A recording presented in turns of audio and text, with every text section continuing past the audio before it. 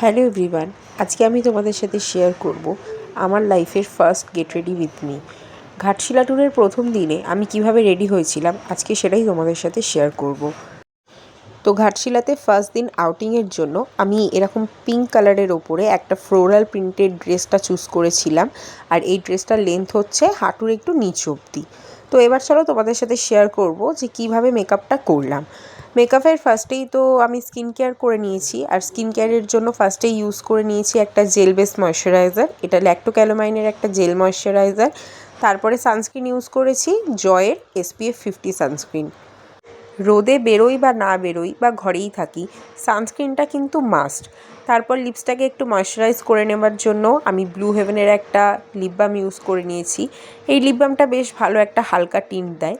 তারপর আমি এখানে ইউজ করে নেবো একটা বিবি ক্রিম, এটা স্পিন্সের বিবি ক্রিম। আর এই বিবি ক্রিমটার না কোনো শেড হয়তো আর অ্যাভেলেবেল নেই, এটা আমি নাইকা থেকে কিনেছিলাম, একটাই শেডের পেয়েছিলাম, তো সেটাই আমি কিনেছিলাম। আর আমার স্কিন টোনের সাথে মোটামুটি ম্যাচ করে গেছে।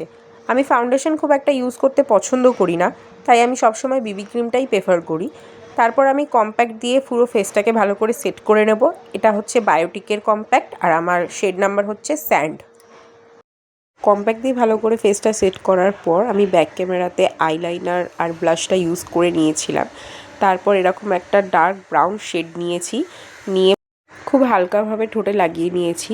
তো এটাই হচ্ছে আমার ফাইনাল লুক। কেমন হয়েছে অবশ্যই জানিও, আর দেখা হচ্ছে নেক্সট একটা ব্লগে।